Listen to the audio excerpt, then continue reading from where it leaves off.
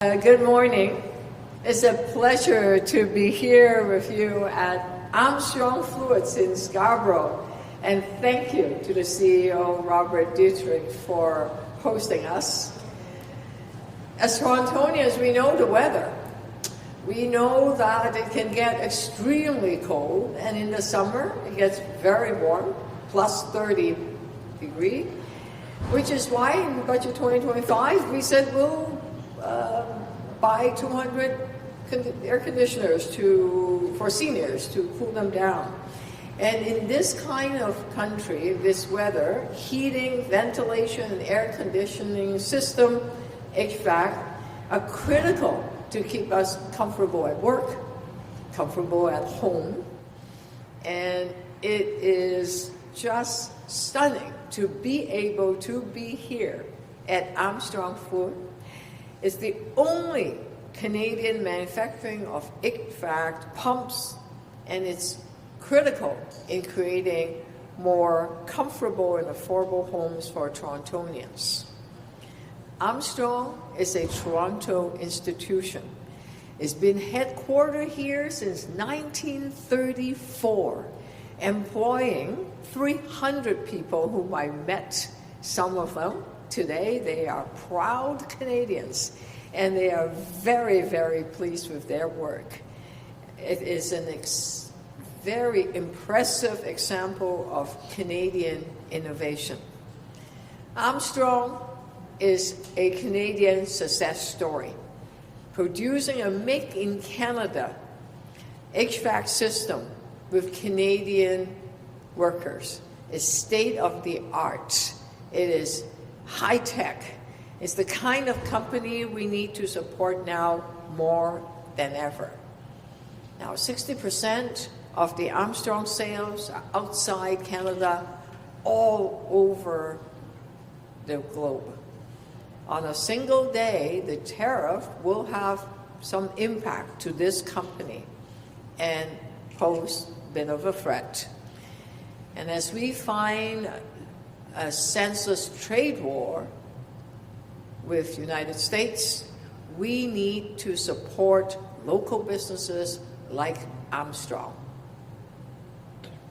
We are in the middle of an unjustified, senseless U.S. trade war, and Torontonians are feeling a bit anxious. Today is March 11th, yeah. A week ago, the United States unjustified 25% tariff, enacted it against Canada. By Thursday, they removed it. The tariffs on dairy and lumber are being threatened. And just a few hours ago, 50% tariff on steel and aluminum. And Mr. Trump said that he will impose tariff on Canadian steels, but first it was 25, is now 50. And who knows what he's going to do with the auto sector. This uncertainty and chaos needs to stop. As long as the threat hangs over Canada, we will respond forcefully. And the City of Toronto is taking a Team Canada approach. I fully support what the federal and the provincial government are doing to protect Canadians. Working arm in arm with other orders of government, the city is also responding. And effectively, immediately, you've heard last week that I've instructed the city manager to buy Canadian whenever is possible for contracts worth less than $353,000. And at next council meeting, there will be a motion to bar U.S. companies from participating in any future contracts from the City of Toronto.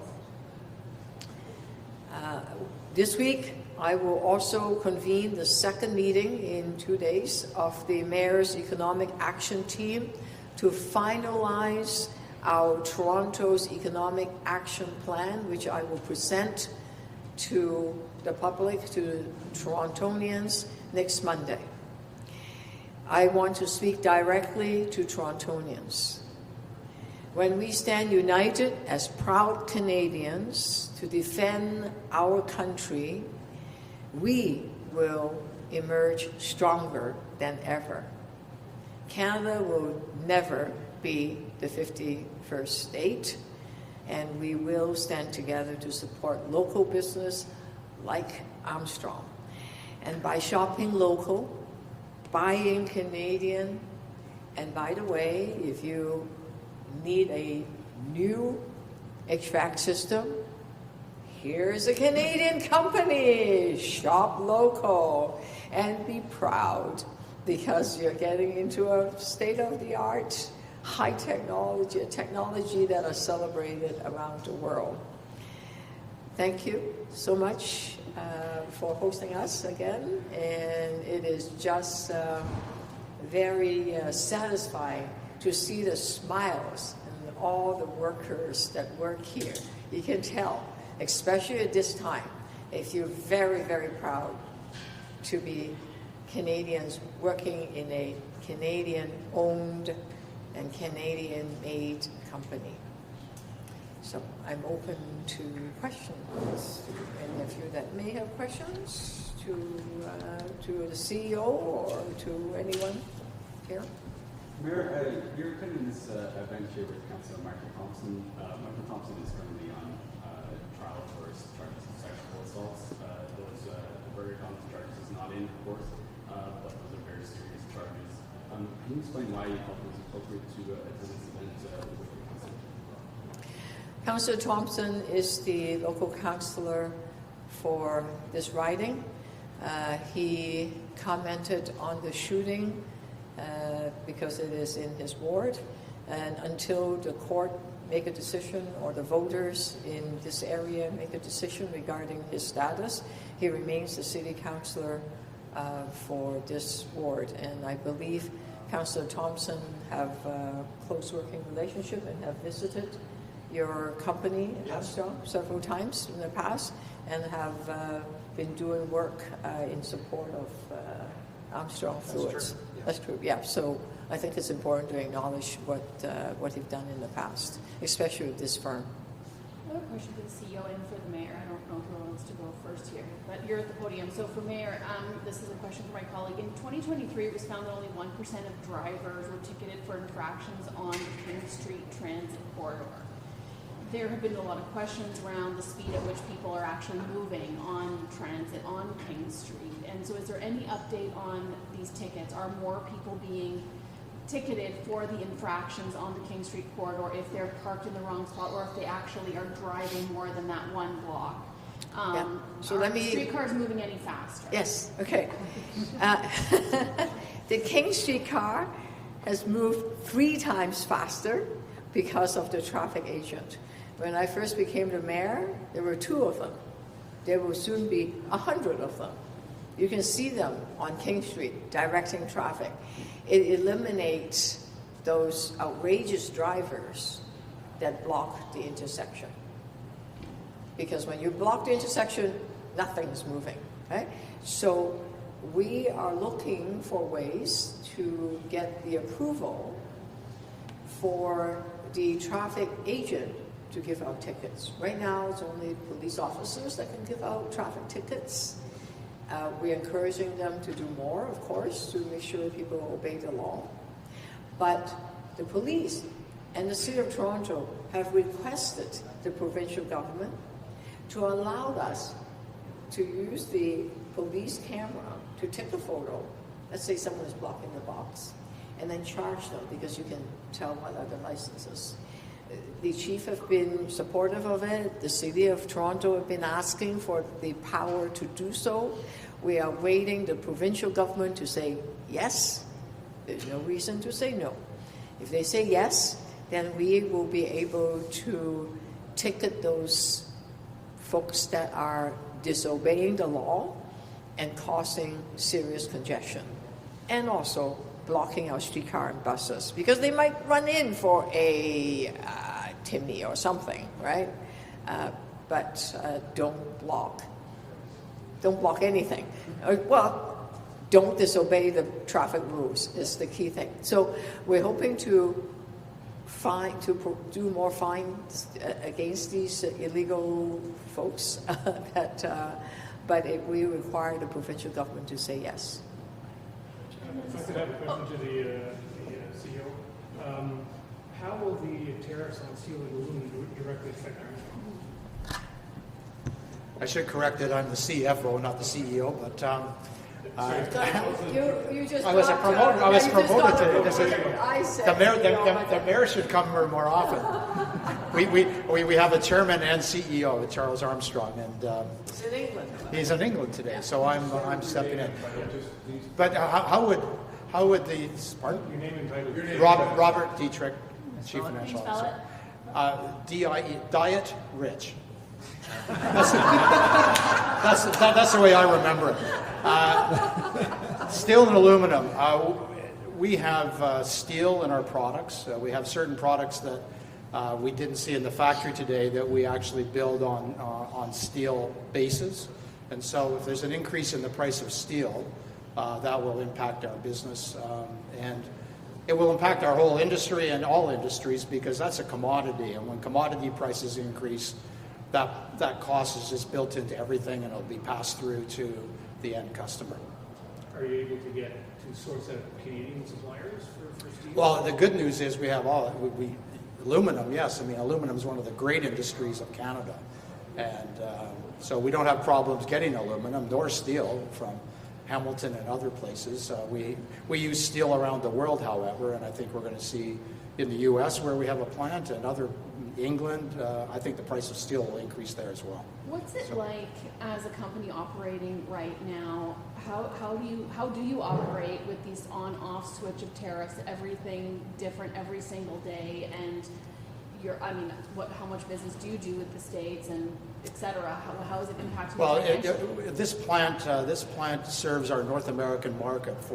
We have what we call focus plants. So this plant manufactures essentially all of the pumps that we sell in the United States, and that's our biggest market. And so, the impact of tariffs on us at the current level, is costing us tens of thousands of dollars a day in tariffs to ship our products to the United States. We haven't stopped shipping, nor will we. We're, NAFTA and the USMCA or CUSMA was all negotiated so that companies like ours could be integrated across the border, and we intend to continue that. So what impacts it had? It's meant that some of us who would otherwise be doing planning for other elements of our business are now focusing all of our attention on how we best mitigate the cost of tariffs, and I suppose we hope that sanity prevails at some point. Is layoffs a concern? Pardon? Are layoffs a concern? Oh heavens, no. No, we have we've never had a better year than we had last year, and 2025 is going to be again a better year in terms of our company, and we will deliver to our customers, and we will find a way to mitigate the tariffs. And I think at some point there'll be a renegotiation of those trade agreements, and when that happens, then people will calm down. So what kind of impact are you anticipate this bylaw campaign having on the business sector? Well, I think this is a great opportunity. I thank the mayor so much for coming out to have you ask me that question. I mean, Armstrong is a global leader in what we do, which is energy efficient products. We have the most energy efficient HVAC products in the world. We win awards for that. We're developing 2 or 3 new products that are even more energy efficient. And we don't think we're getting our fair share of the market in Canada. So if customers in Canada want to be patriotic and buy Armstrong pumps, they're making the right choice. And I think it actually will help us better communicate to customers in Canada, the features that we have in our product and how we can help them. So I think it could be a really good thing for us in Canada, maybe not so good in the United States because of costs. Mayor just if I could ask you, you talked about Trump's counter threats this morning. We see the back and forth on electricity. Are you concerned that this escalation back and forth is negative? What options do we have other than, or do you think our only option is to respond to tariffs of our own? We absolutely must stand firm take a united Team Canada approach and retaliate. Canadians are polite people. We like to say sorry. We like to say thank you every 5 minutes. But when you attack us or bully us, watch out. We will retaliate. So I applaud what the Premier of Ontario is doing and what the Canadian government has been doing. It is important that we stand firm, we stand strong together, because we cannot allow us to be bullied around. We are resilient, we are different, we are not Americans, we certainly are not 51st state. And thank you. We prefer to come together rather than being divisive. We prefer to take care of each other. We support each other, and when we are attacked, we united together and say that we are going to buy Canadian, shop Canadian, and we'll work hard. And if we have to, if life is a bit tougher, we can withstand it, because we as Canadians are resilient and strong. Mayor, you talked about your, directing the city manager to buy Canadian for city projects and also barring U.S. companies from bidding on U.S. products. What are we talking about in terms of financial hit? How much is all of that worth? Has that been tallied? We are in the middle of doing that. In fact, the person that is calculating is standing behind you is Claire. And the draft report is 90% ready. We are consulting with the Economic Action Team, my team that I appointed, to seek their advice. That's why we have the second meeting. They're looking at the draft report. They will provide good advice to us, and we will unveil the plan next Monday. Last question. There's a second advocates are in court today to seek an injunction into the removal of the pipelines. Do you hope that court challenge is successful to give you more time to work out some kind of compromise with the problem? Well, we know that cyclists deserve to be safe on the road, and I've always said there's a win-win solution, that we can have the car lanes but also protect cyclists, i.e. having a bike lane. We'll continue to design and dialogue with the provincial government. As to what the court is doing, I can't really quite comment on it in terms of the injunction or the court case that will be proceeding. Do you feel like you're making any headway with the courts? We're always making headway. There's, as long as there's dialogue and negotiation, we will be so much better together. That's what Canadians do. We dialogue and work together. Unlike some of our neighbors down south, they just like to make edicts and just declare things, and that's not our way. That's not the Canadian way. We rather negotiate. We rather work together and find a win-win solution. And when we do that, it means that we can move forward together. So whether it's easing congestion, making Toronto moving together, or finding more ways to buy Canadian, shop locally, we can do that together. And the key thing is being able to have dialogue and be united. Thank you so much, everyone. Thank you. Whether or not